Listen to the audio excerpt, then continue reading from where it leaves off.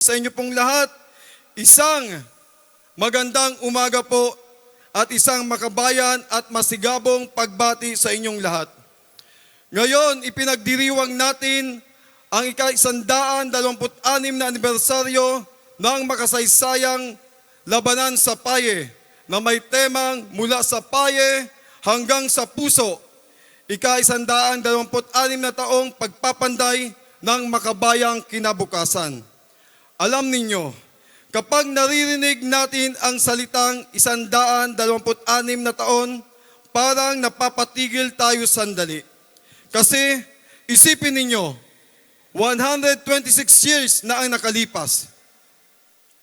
Noong panahong iyon, wala pang Wi-Fi, wala pang Facebook, wala pang TikTok. Ang pinakamabilis na message noon ay sigaw ng hoy mula sa kabilang bundok. Kaya saludo talaga tayo sa ating mga ninuno dahil nakipaglaban sila para sa bayan ng walang Google Maps at walang group chat para mag-coordinate. Pero mga kababayan, ang Battle of Paye ay hindi biro. Ito ay simbolo ng katapangan, pagkakaisa at pagmamahal sa bayan.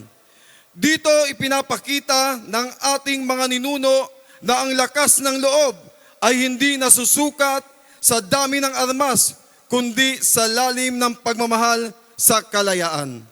At iyan ang ganda ng tema natin ngayon, mula sa paye hanggang sa puso. Dahil ang kasaysayan ay hindi dapat manatili lamang sa mga aklat, sa mga monumento o sa mga programang gaya nito. Ang tunay na halaga ng kasaysayan ay kapag ito ay naisabuhay natin araw-araw. Kung ang paye ay isang lugar sa ating kasaysayan, dapat ang diwa nito ay maging bahagi ng ating puso. Kung ang ating mga bayani noon ay nagbuwis ng buhay para sa kalayaan, tayo naman ngayon ay may tungkuling ipaglaban ang katotohanan, pagkakaisa at kaunlaran. At aminin natin, iba na rin ang mga kalaban natin ngayon. Noon ang kalaban ay mga mananakop, ngayon ang kalaban naman natin ay mga fake news. Kawalan ng disiplina, korupsyon, kahirapan, at minsan ang pinakamahirap talagang kalaban ay ang tukso ng 5 minutes more kapag tumutunog na ang ating alarm clock. Pero gaya ng ating mga bayani, kaya nating manalo kung sama-sama tayong kikilos. Kaya sa ating mga kabataan, nais kong sabihin ito, hindi sapat na alam ninyo ang Battle of Paye dahil lumalabas ito sa inyong quiz o assignment. Mas mahalaga na maintindihan ninyo kung bakit ito mahalaga. Dahil ang kasaysayan ay parang re-review mirror ng sasakyan. Hindi ka pwedeng doon lang tumingin habang nagmamaneho. Pero kailangan mo ito para malaman mo kung saan ka nanggaling at para mas ligtas kang makakarating sa iyong destinasyon. Kayo ang susunod na magpapanday ng ating kinabukasan. At ang tanong ay hindi kung gaano karaming followers ang mayroon kayo. Ang tanong ay ilang buhay na ba ang mabibigyan ninyo ng inspirasyon? Hindi kung gaano karaming likes ang matatanggap ninyo, kundi kung gaano karaming mabubuting gawain ang maiiwan ninyo. Mga kababayan, ang kabayanihan ay hindi lamang para sa mga nakaukit sa monumento. Ang kabayanihan ay nasa bawat gurong humuhubog ng kabataan. Nasa bawat magsasakang nagpapakain sa bayan. Nasa bawat mangingisdang pumapalaot para may pagkain sa ating hapagkainan.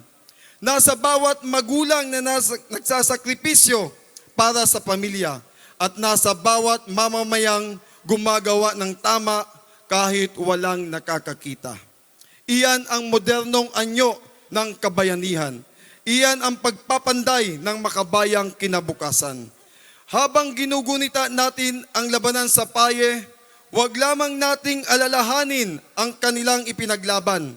Ipagpatuloy natin ito sa pamamagitan ng pagiging mabuting mamamayan, responsableng leader at mapagmahal na Pilipino. Dahil ang pinakamagandang paraan ng paggalang sa ating mga bayani ay hindi lamang pagpalakpak para sa kanila, pag-alay ng bulaklak, kundi ang pagpapatuloy ng kanilang sinimulan. Mga kababayan, matapos ang 126 na taon, buhay pa rin ang diwa ng paye. Buhay ito sa ating alaala, buhay ito sa ating puso, at naway manatili itong buhay sa bawat hapak natin tungo sa isang mas maunlad, mas matatag, at mas makabayang kinabukasan. Mula sa paye hanggang sa puso, mula sa puso hanggang sa pagkilos, at mula sa pagkilos tungo sa isang mas maliwanag na bukas para sa ating mahal na bayan. Maraming salamat po. Mabuhay ang mga bayani ng Battle of Paye, mabuhay ang ating bayan, at mabuhay tayong lahat. Magandang araw po, mamayang Buwakenyo.